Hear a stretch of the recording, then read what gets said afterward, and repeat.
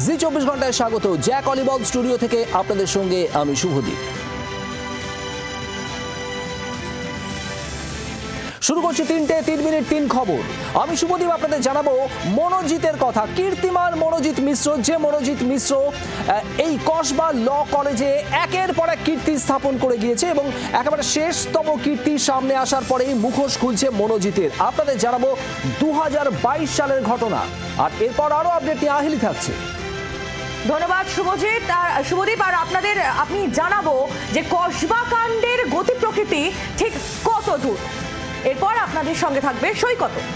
একেবারে আহিলি আমি থাকবো যে খবর নিয়ে, যে শিক্ষা দপ্তর এবং একই সঙ্গে কলেজ কর্তৃপক্ষের তরফ থেকে যে সুপারিশ করা হয়েছিল সেই সমস্ত সুপারিশ মেনে নেওয়া হয়েছে কসবা কাণ্ডে মনোজিৎ, প্রমিত এবং জয়েবের ক্ষেত্রে।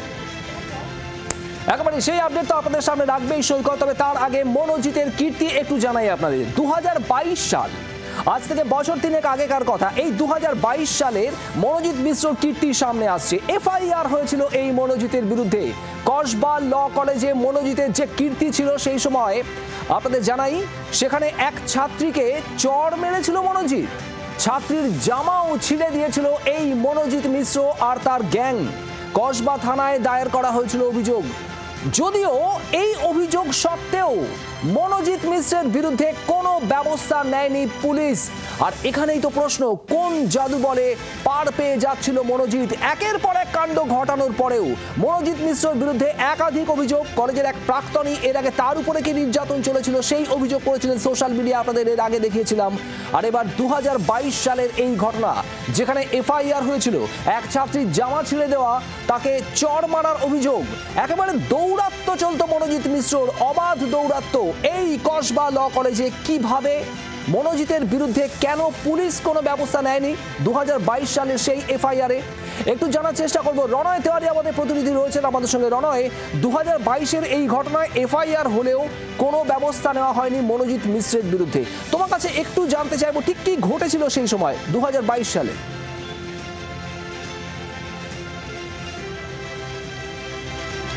শুভদীপ, 2022 হোক কিংবা 2023, শুধু এই সময়ের মধ্যে নয়, এর আগেও এবং পরেও পরপর এই মনোজিৎ মিশ্র এবং তার দলবলের বিরুদ্ধে বিভিন্ন থানাতে তাদের বিরুদ্ধে অভিযোগ দায়ের হয়েছে। কিন্তু বরাবরই দুষ্কৃতীরা পার পেয়ে গিয়েছে, কারণ শাসক দলের হাত তাদের মাথায় রয়েছে, এমনটাই অভিযোগ। যে ছাত্রছাত্রীরা কসবা থানায় সেই সময় অভিযোগ দায়ের করেছিল, তাদের বক্তব্য যে প্রাক্তন যারা রয়েছেন, অর্থাৎ এই মনোজিৎ এবং তার দলবল, কেন তারা কলেজের মধ্যে এইভাবে আচরণ করছে, মেয়েদেরকে কটূক্তি করছে, তাদের শ্লীলতানি করছে, ছেলেদের অর্থাৎ যারা ছাত্র তাদেরকে ভয় দেখাচ্ছে অস্ত্র দেখিয়ে, যে তাদের মনের মতন চলতে হবে, তাদের কথা অনুযায়ী চলতে হবে, না হলে এই কলেজে টেকা যাবে না। এরপরই কিন্তু সেই সমস্ত ছাত্রছাত্রী, অর্থাৎ কয়েকজন ছাত্রছাত্রী, তারা এই বিষয়টা কলেজ কর্তৃপক্ষের তার মানে দৌরাত্ম চলতো মনোজিৎ মিশ্রর। আর এখানে কি বলছেন রাজনীতিবিদরা, জগন্নাথ চট্টোপাধ্যায় বিজেপির তরফে এবং তৃণমূল কংগ্রেস মুখপাত্র অরূপ চক্রবর্তী, তাদের বক্তব্য শোনাবো। কসবাতে অভিযোগপত্র অনুযায়ী যে দ্বিতীয় প্রাতিষ্ঠানিক গণধর্ষণের কাণ্ডে আমরা এখন মনোজিৎ লবির কথা শুনছি। এই মনোজিৎ মিশ্র এবং তার যারা গডফাদার, তাদের ছবি মনোজিৎ মিশ্রেরই সোশ্যাল মিডিয়ার অ্যাকাউন্ট থেকে বিভিন্ন জায়গায় ছড়িয়েছে। সুতরাং আমরা বুঝেই যাচ্ছি যে ন্যাড়া লড়ে খুঁটির জোরে, আসল খুঁটিটি কে। এবং দেখুন, এই পুরো বিষয়টিকে গুলিয়ে দেওয়ার জন্য কিভাবে তৃণমূলের এক একজন নেতা, কেউ মেয়েকে, তার সঙ্গীকে। 2022 সালে যে এফআইআর হয়েছিল, সেই এফআইআর এর ভিত্তিতে কেস হয় এবং সেই কেস কোর্টে যায়। এবার যদি কেউ কোর্ট থেকে বেল পান, সেক্ষেত্রে তো প্রশাসন বা সরকারের কিছু করার থাকে না। যদি কোর্ট থেকে, আদালত থেকে কেউ বেল পায়, তাহলে সেটা তার আইনি অধিকারের লড়াই।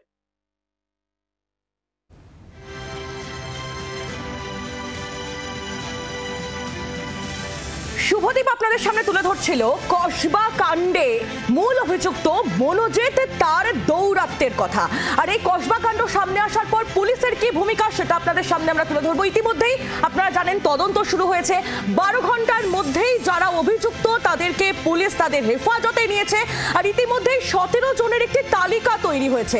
কসবা থানায় তাদের ডেকে চলছে জিজ্ঞাসাবাদও। কারণ প্রথমেই এই প্রশ্ন উঠেছিল যখন এই ঘটনা ঘটেছে তখন কি অভিযুক্ত মনোজিৎ সহ বাকি দুজন অর্থাৎ এই তিনজনই উপস্থিত ছিল নাকি আরো কেউ ছিল? সেই তালিকা পুলিশ প্রথম থেকে তৈরি শুরু করেছিল এবং তার মধ্যে যেটা জানা যাচ্ছে যে 17 জনের একটি তালিকা ইতিমধ্যেই প্রস্তুত পুলিশের তরফে করা হয়েছে এবং একে একে সেই তালিকা অনুযায়ী তাদেরকে ডেকে থানায় ডেকে চলছে জিজ্ঞাসাবাদ। আর এবার আপনাদের শোনাবো এই প্রসঙ্গে পুলিশ কি বলছে। পুলিশ কমিশনার মনোজ ভার্মা তার বক্তব্য শুনুন।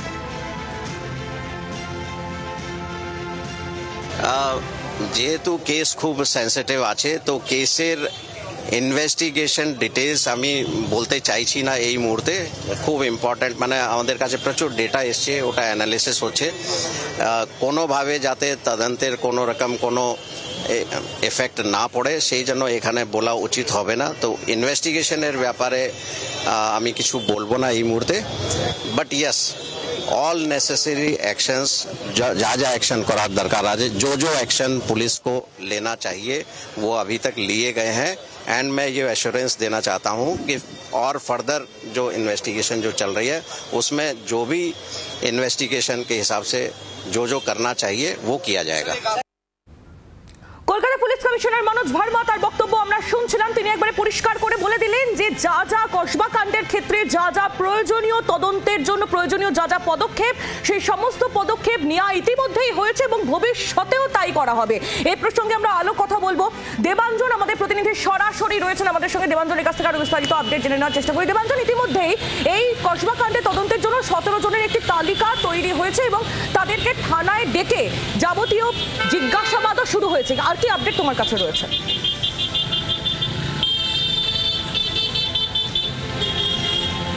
একদমই তাই, যেটা তুমি প্রথমে বলছিলে যে 25 তারিখ ঘটনার দিন অর্থাৎ রাত্রিবেলা সেখানে নির্যাতিত এবং যে অভিযুক্ত 3 জন মনোজিৎ মিশ্র সহ তারা নাকি আরও অনেকে সেই দিন সেখানে হাজির ছিলেন।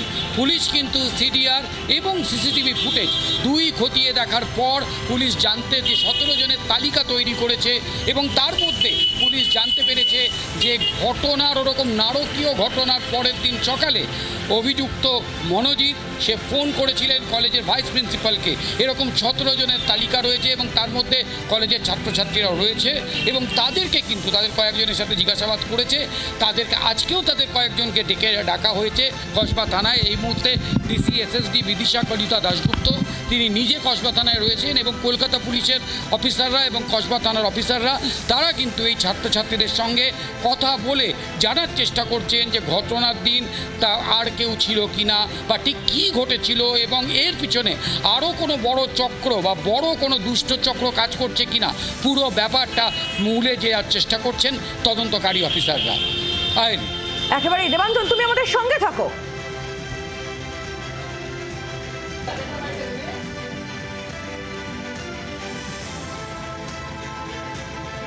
আর আমি এই মুহূর্তে যে খবরে নজর রাখবো, একেবারে শিক্ষা দপ্তরের তরফ থেকে যে সুপারিশ করা হয়েছিল মনোজিৎ মিশ্র, প্রমিত মুখোপাধ্যায় এবং জেভ, এই 3 জনকে নিয়ে যে কড়া সিদ্ধান্তের সুপারিশ করা হয়েছিল সেই সমস্ত সুপারিশ অবশেষে মেনে নিল কলেজ পরিচালন সমিতি।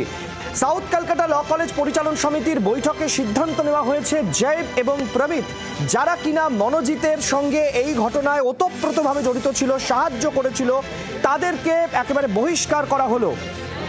এবং এই মুহূর্তে জানিয়ে রাখতে চাইবো মনোজিৎ তাকেও সরিয়ে দেওয়া হলো এবং তাকে বরখাস্ত করা হলো বলে জানানো হয়েছে এবং পাশাপাশি তাকে টাকা ফেরত দেওয়ার কথাও বলা হয়েছে। আমাদের প্রতিনিধি রয়েছেন আমাদের সঙ্গে এই মুহূর্তে সরাসরি। আমি জানতে চাইবো দেবাঞ্জন, এই মুহূর্তে কি খবর পাওয়া যাচ্ছে? শ্রেয়সী রয়েছেন আমাদের সঙ্গে। শ্রেয়সী, কি আপডেট পাওয়া যাচ্ছে? কলেজ পরিচালন সমিতি কি সিদ্ধান্ত মেনে নিল?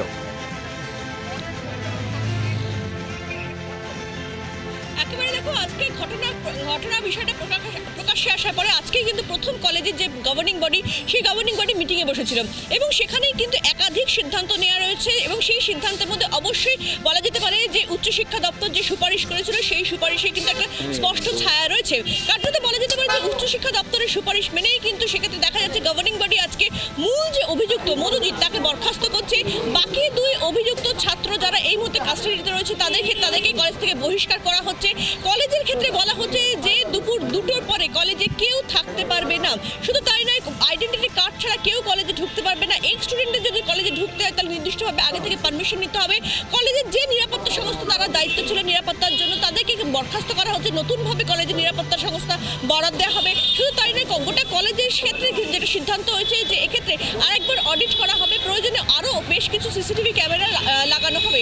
এক্ষেত্রে কিন্তু কলেজের প্রিন্সিপাল তিনি যেটা স্পষ্ট বলছেন যে এই ঘটনার পরিপ্রেক্ষিতে দায়িত্বপ্রাপ্ত প্রিন্সিপাল তিনি যেটা একেবারে শিক্ষা দপ্তর যে সিদ্ধান্ত তারা সুপারিশ করেছিল সব সিদ্ধান্ত মেনে নিল কলেজ পরিচালন সমিতি। অনেক ধন্যবাদ শ্রেয়শ্রী আমাদের সঙ্গে থাকার জন্য, এবং আপনাদের শোনাবো যে কলেজ পরিচালন সমিতির তরফ থেকে ঠিক কি বলা হচ্ছে।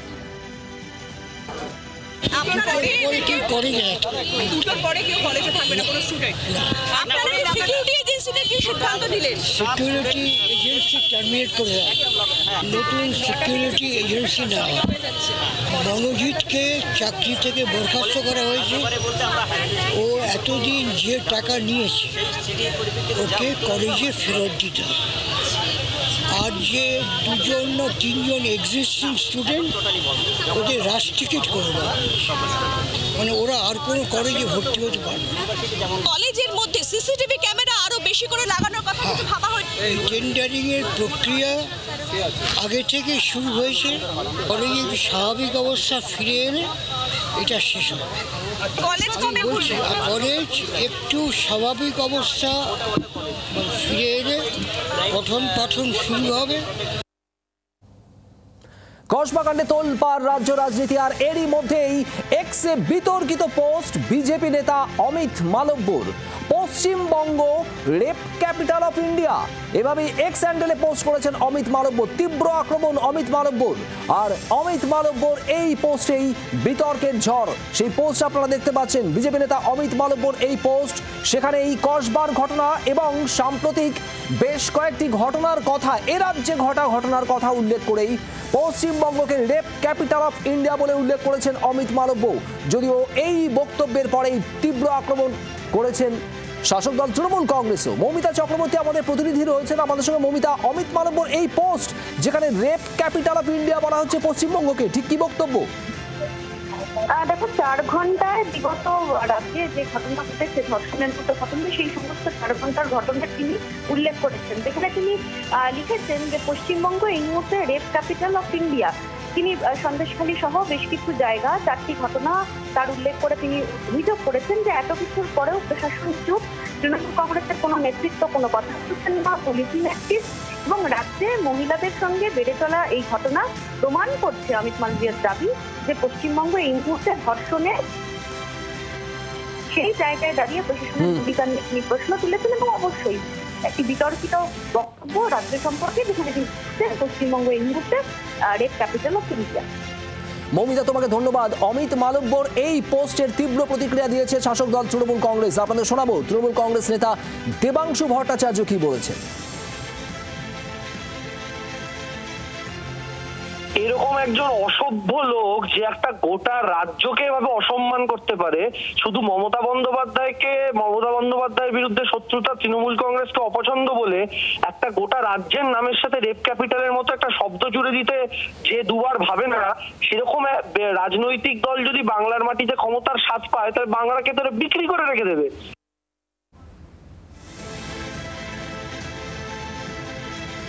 এদিকে নির্ধারিত সময় পেরিয়ে গিয়েছে, নবগ্রাম থানায় হাজিরা এড়ালেন কার্তিক মহারাজ। সকাল 10টার সময় তার হাজিরা দেওয়ার কথা থাকলেও তার কোনো দেখাই নেই। সূত্র মারফত যে খবর পাওয়া যাচ্ছে, কার্তিক মহারাজ তিনি মুর্শিদাবাদের বাইরে রয়েছেন।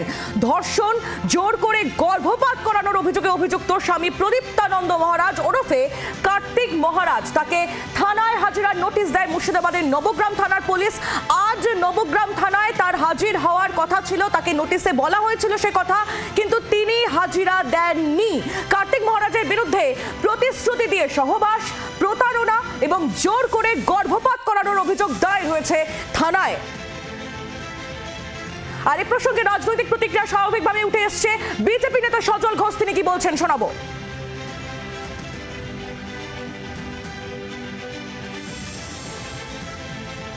পদ্মশ্রী পাওয়াটা হতে পারে ওনার কাল, আমার তাতেও কোনো বক্তব্য নেই, কিন্তু যদি অভিযোগ সত্যি হয়, এক যুগ পরে কতটা সত্যি কতটা মিথ্যে সেটার দায়িত্ব পুলিশের। যদি বিষয়টি সত্যি হয় তাহলে শাস্তি হোক। যদি বিষয়টি সত্যি না হয়, যারা এই একজন সনাতনী মানুষকে বলে আমরা বিশ্বাস করি, একজন ধার্মিক, তাকে ধর্মগুরু হিসেবে আমরা যাকে বিশ্বাস করি, তার প্রতি এহেন চরিত্র হনন যদি হয়ে থাকে তাহলে তারও শাস্তি হোক, কোট আনকোট।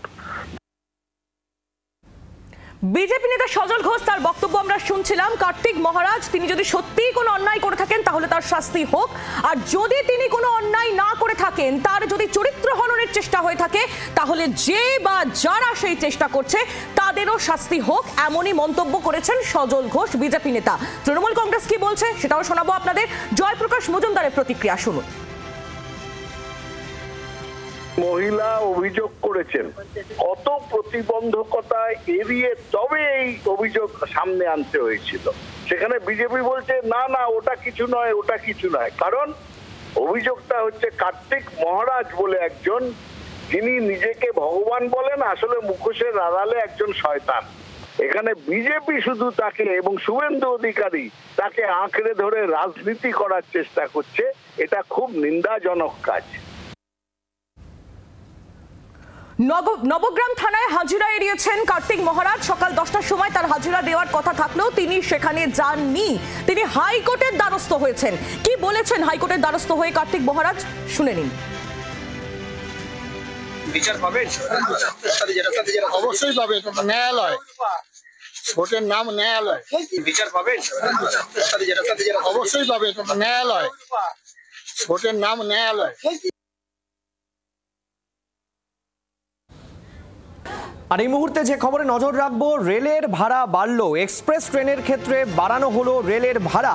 কিলোমিটার প্রতি 1 থেকে 1.5 পয়সা করে রেলের ভাড়া বাড়ানো হয়েছে এবং স্বাভাবিকভাবেই রেলের ভাড়া বেড়ে যাওয়ায় আরও দামি হলো রেল সফর। অর্থাৎ যারা দূরবর্তী রেল সফর করছেন তাদের ক্ষেত্রে ভাড়া কিলোমিটারে 1 টাকা বেড়ে যাওয়া, 1 পয়সা বেড়ে যাওয়া মানে যারা দূরবর্তী স্থানে সফর করছেন তাদের ক্ষেত্রে বাড়তি টাকা গুনতে হবে। কোনো এক্সপ্রেসের ক্ষেত্রে দেখা যাচ্ছে 100 থেকে 200 টাকা পর্যন্ত রেল ভাড়া বাড়ানো হচ্ছে, আবার কোথাও দেখা যাচ্ছে 300 টাকা পর্যন্ত রেল ভাড়া বাড়ছে, আবার দেখা যাচ্ছে কোথাও একেবারে 3 থেকে 4 কিলোমিটার দূরত্বে ভাড়া বেড়ে 3000 টাকা পর্যন্ত হচ্ছে। স্বাভাবিকভাবে রেল ভাড়া বেড়ে যাওয়ার ক্ষেত্রে রেলের তরফ থেকে বলা হচ্ছে যে পরিকাঠামো উন্নয়নের ক্ষেত্রে এটা একটা বড় এই সিদ্ধান্ত নেওয়া হয়েছে। কি বলছেন আমাদের প্রতিনিধি, শুনুন।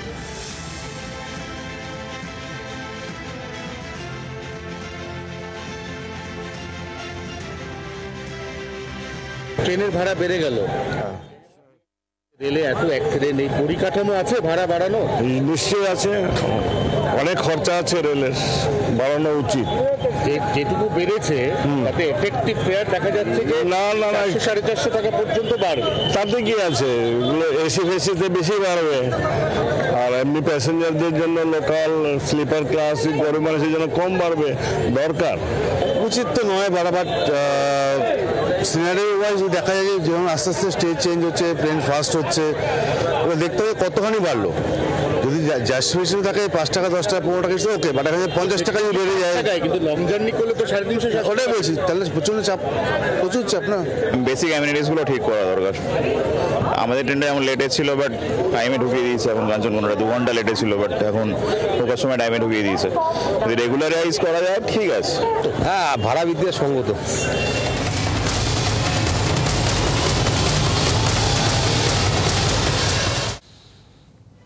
মেঘ ভাঙা বৃষ্টিতে বিপর্যস্ত হিমাচল প্রদেশ। ভয়াবহ বন্যা এবং ভূমিধসে মৃত্যু হচ্ছে একের পর এক। 15 জনের মৃত্যুর খবর পাওয়া যাচ্ছে। মেঘ ভাঙা বৃষ্টির ফলে বন্যা আর ভূমিধস, যার কবলে পড়ে বিপর্যস্ত হিমাচলের বিস্তীর্ণ অংশ।